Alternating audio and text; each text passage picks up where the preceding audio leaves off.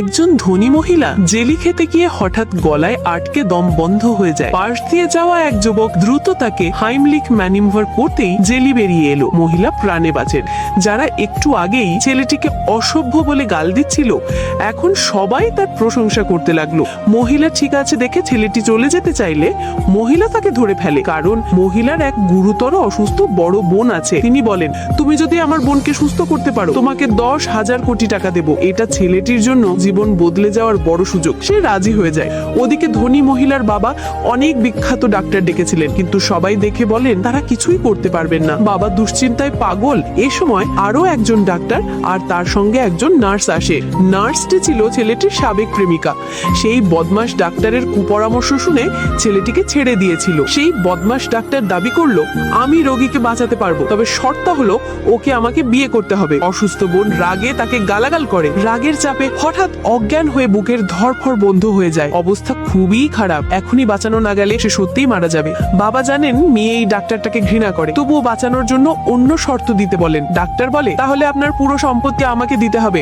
বাবা প্রায় রাজি হয়ে যাচ্ছিলেন, ঠিক তখন ধনী মহিলা ছেলেটিকে নিয়ে উপস্থিত। আমি একজন প্রকৃত ডাক্তার এনেছি। ছেলে ঢুকতেই বদমাশ ডাক্তার আর সাবেক প্রেমিকা হতভাগ। এ তো আমাদের হাসপাতালের ঝাড়ুদার, আমরাই তো তাকে চাকরি থেকে বের করে দিয়েছি। ছেলেটি তাদের কথা উপেক্ষা করে রোগীর মুখ দেখে সমস্যাটা বুঝে যায়। সে সঙ্গে সঙ্গে সিপিআর দিতে শুরু করে। এভাবে চিকিৎসা তারা আগে কখনো দেখেনি। সবাই অবাক।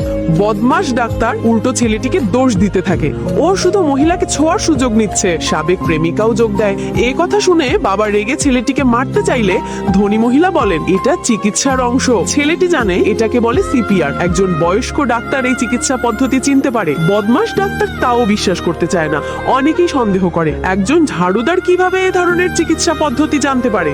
তর্ক চলতেই থাকে। এমন সময় রোগীর শরীরে ধীরে ধীরে সাড়া ফিরে আসে।